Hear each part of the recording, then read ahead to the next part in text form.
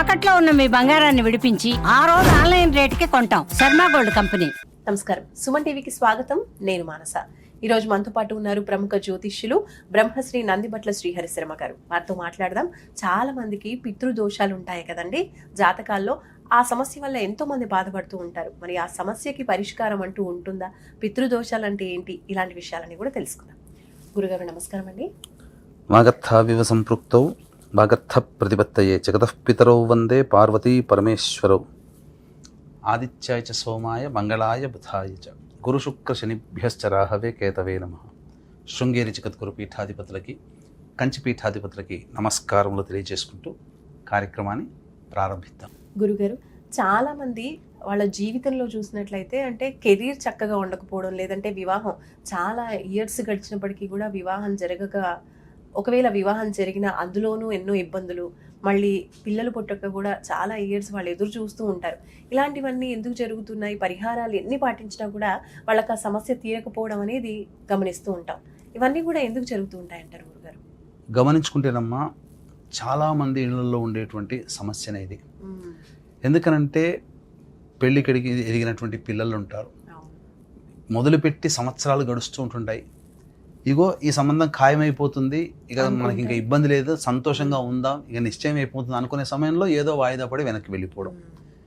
అలాగే చాలామంది కెరీర్లో కూడా ఏదో మామూలుగా ఉద్యోగం చేసుకుంటారు, ఏదో చదువుకు తగ్గ ఉద్యోగం లభించని వాళ్ళు కొంతమంది. ఎంత మంచి ఉద్యోగం ఉన్నా ఇంకా పైకి ఎదగాలని ప్రతి వ్యక్తికి ఉంటుంది. అందుకని ప్రమోషన్లన్నీ దగ్గర దాకా వచ్చి వెనక్కి వెళ్ళిపోతుండడం. ఏ ప్రయత్నం చేసినా, ఏ ఇంటర్వ్యూలకు వెళ్ళినా 5 రౌండ్లు ఉన్నాయనంటే 4 రౌండ్ల వరకు వెళ్ళి 5వ రౌండ్లో చతికిల పడిపోతారు. అంటే ఇంకొకటి మార్క్ దాటిపోతే చాలు మనం సెటిల్ అయిపోతాం అనుకునే సమయానికి ఏదో ఒక అడ్డంకి. జీవితంలో అంటే వ్యాపారంలో కూడా అంతే. ఇక లోన్ శాంక్షన్ అయిపోతుందని అనుకుంటారు, కావు. కొంతమంది జీవితాల్లో దాంపత్య సమస్యలు అనేటువంటివి ఉంటుంటాయి. ఎంత బాగా కలిసి ప్రేమించి పెళ్లి చేసుకున్న కుటుంబాలలో కూడా దాంపత్య సమస్యలు ఉంటుంటాయి. ఇంకా చెప్పాలి అని అంటే వివాహమే ఏళ్ళు గడుస్తున్న చాలామందికి సంతానం కలగకుండా ఇబ్బంది పడుతుంటుంటారు. అంటే ఒకప్పుడు అంటే నా కెరీర్ ప్రారంభమైనంటే 15 సంవత్సరాల కిందట ముచ్చటమ్మ. 15 సంవత్సరాల కిందట అపాయింట్మెంట్ తీసుకుని జాతకాలు చెప్పినటువంటి వాళ్ళకి దైవ పరిహారాలు చేయించేవాళ్ళం. కానీ 1, 2, 3 సంవత్సరాలు గమనించినప్పుడు పరిహారాలు ఎన్ని చేసినా కొంతమందికి సక్సెస్ అయ్యేటివి, కొంతమందికి కాలేకపోయేటివి.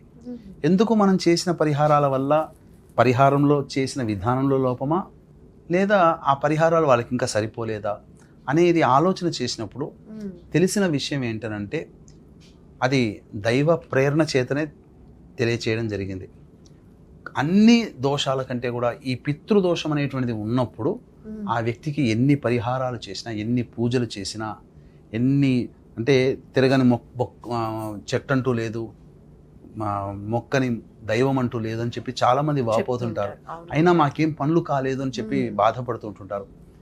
అలాంటివన్నీ కూడా ఈ పితృశాప ప్రభావాలనే.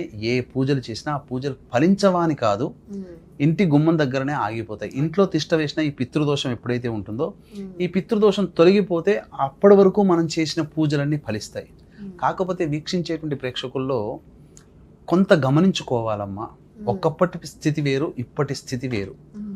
ఎందుకనంటే ఇలా చెప్పగానే గూగుల్ ఉన్నాడుగా, గూగుల్ తల్లికి ఫోన్ చేసి చెప్పేసి పితృదోషం పరిహారం అనగానే ఎక్కడ చేస్తారో, భారతదేశంలో రామేశ్వరంలో చేస్తారు, నాసిక్లో చేస్తారు, అలాగే ఇక్కడ సంబంధించినటువంటి శ్రీరంగంలో చేస్తారు, గోకర్ణంలో చేస్తారు, అన్ని చోట్ల చేస్తారు. అయితే లోపం ఎక్కడ ఉంటుందంటే పూర్వం ఒకప్పుడు శాస్త్రీయంగా చేయించేవాళ్ళు. దగ్గరకు వచ్చిన తర్వాత చక్కగా నింపాదిగా చేయాల్సినటువంటి విధి విధానంగా చేశారు. నార్త్ సైడ్ ఏమైపోతుందంటే ఈ నాసిక్, త్ర్యంబకేశ్వరం ఇట్లాంటి క్షేత్రాలలో కొద్దిమంది ఎక్కడో మంచిగా చేయించేవాళ్ళు, మిగతా వాళ్ళంతా తాంత్రిక పరిహారం అంటే సంబంధించినటువంటి శ్మశానానికి తీసుకుని వెళ్ళి సంకల్పం చెప్పడము, సామూహికంగా చేయించడం అనేటువంటిది అక్కడ జరుగుతుంది. కానీ ఇక్కడ తెలియాల్సినటువంటిది ఏంటనంటే ఒకప్పుడు డిమాండ్ లేదు కాబట్టి శ్రద్ధగా చేయించారు. ఇప్పుడు మనకు సూత్రమే ఉంది ఎకనామిక్స్లో, when demand will increase supply will decrease. అంతే కదమ్మా. ఇప్పుడు మాలాంటి వాళ్ళు చెప్పడం వల్ల డిమాండ్ పెరిగింది. అందరూ ఇప్పుడు ఒక టవర్కి ఒక 1000 కనెక్షన్స్ ఉన్నాయనుకోండి, సెల్ ఫోన్లో ఏ ఇబ్బంది ఉండదు. ఒకేసారి 1,00,000 మంది ట్రై చేస్తుంటే 1000 కెపాసిటీ ఉన్నటువంటిది 1,00,000 మంది ట్రై చేస్తే టవర్ జామ్ అయిపోతుంది. అట్లాగే చేయించే వాళ్ళు తక్కువగా ఉండి చేయించుకునే వాళ్ళు ఎక్కువగా వచ్చారనుకోండి, వాళ్ళు ఏం చేస్తున్నారు, టైం లేదు కాబట్టి షార్ట్ కట్లో చేసి పంపిస్తున్నారు. ఈ విధానం వీక్షించడం మన ప్రేక్షకులకు తెలియదు. పోయి డైరెక్ట్గా పోతారు, చేయించుకుంటారు. మాట్లాడే వాళ్ళు ఒకళ్ళు అవుతారు, చేయించే వాళ్ళు ఒకళ్ళు అవుతారు.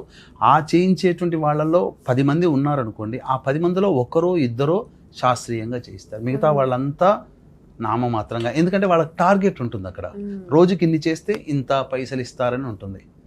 అలాంటివి జరుగుతున్నాయి. కాబట్టి దీన్ని దృష్టిలో పెట్టుకుని 2013 సంవత్సరం నుంచి మన పీఠం ఆధ్వర్యంలో చక్కగా ఈ యొక్క పితృదోష నివారణ కార్యక్రమాలు సశాస్త్రీయంగా చేయించడం జరుగుతుంది. రాని వాళ్ళ కోసం బ్రాహ్మణుని కర్తగా పెట్టి చేయించడం జరుగుతుంది. కర్తగా కూడా మనం హైదరాబాద్ నుంచి తీసుకుని వెళతాం. కర్తగా ఉన్నటువంటి వాళ్ళకి చక్కగా మనం చేయిస్తుంటామమ్మా. గురుగారు, మరి పితృదోషాలు ఉన్నాయి అంటే ఎన్నో రకాల సమస్యలు మీరు చెప్పినట్టుగా చాలా బాధలు పడుతూ ఉంటారు ఆ సమస్యలతో. అలాంటి వాళ్ళు మరి పితృదోష పరిహారం చేయించుకోవాలి అంటే మీరు ఎప్పుడు చేయిస్తున్నారు, ఆ వివరాలు తెలియజేయండి.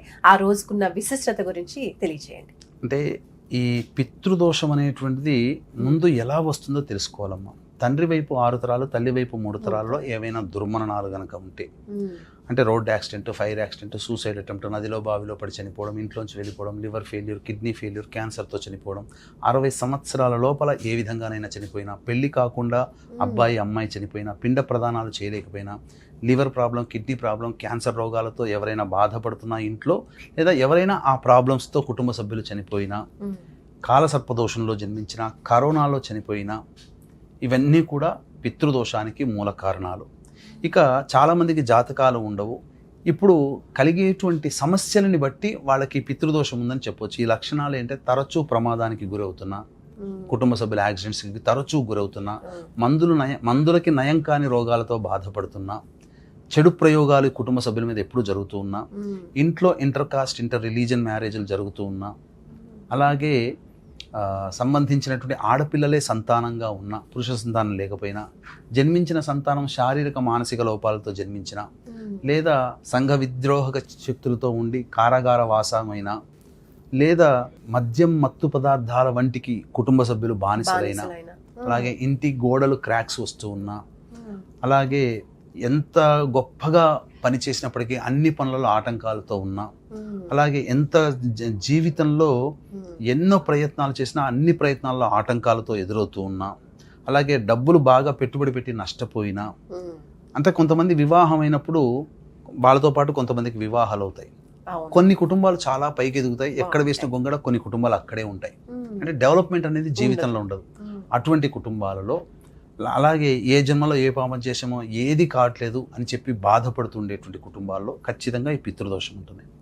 అయితే ఈ పితృదోషం అనేటువంటిది ఇప్పుడు డిమాండ్ పెరిగింది కాబట్టి కొంతమంది తమ స్వార్థానికి వాడుకుంటున్నారు. ఏంటనంటే జన్మించినటువంటి నక్షత్రము, అది నక్షత్ర జనన దోషం ఉన్నవే 27 నక్షత్రాలు.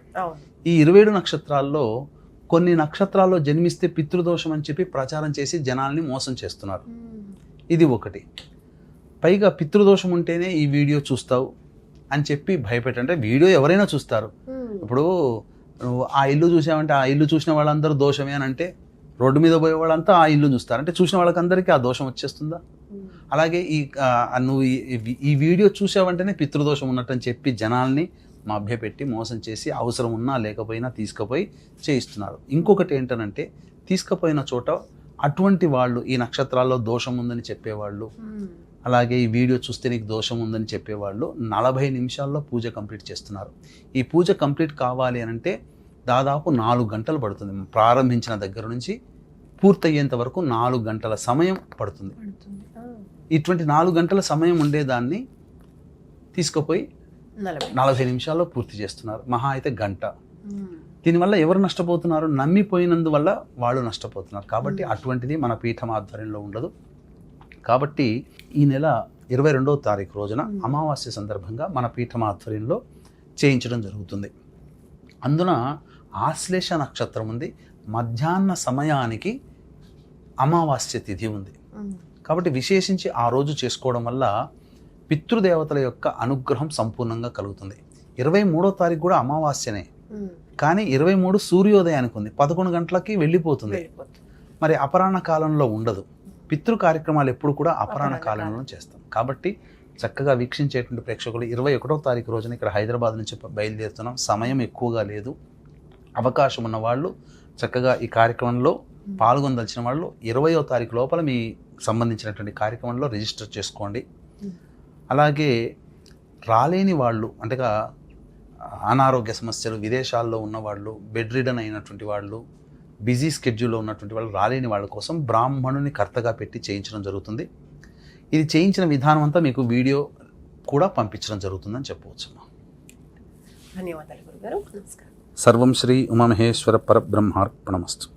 చూసారు కదండి, పితృదోషాలు ఉంటే గనక ఎలాంటి పరిస్థితులు ఉంటాయి, మరి ఆ పరిస్థితుల నుంచి అలాగే ఆ సమస్యల నుంచి బయటపడాలి అంటే పితృదోషాలకి సంబంధించినటువంటి పరిహారాలు కూడా చేసుకోవాల్సి ఉంటుంది. కాబట్టి గురువుగారు వారి పీఠం ఆధ్వర్యంలో 22న పూజ చేయిస్తున్నారు, 21 నుంచి బయలుదేరుతున్నారు. కాబట్టి మీరు కూడా ఎవరైనా పితృదోషానికి సంబంధించిన పరిహారాలు చేయించుకోవాలి అనుకుంటే స్క్రీన్ పైన కనిపించే నంబర్స్కి కాల్ చేసి మరిన్ని వివరాలు తెలుసుకోవచ్చు. చూస్తూనే ఉండండి సుమన్ టీవీ. నమస్కారం.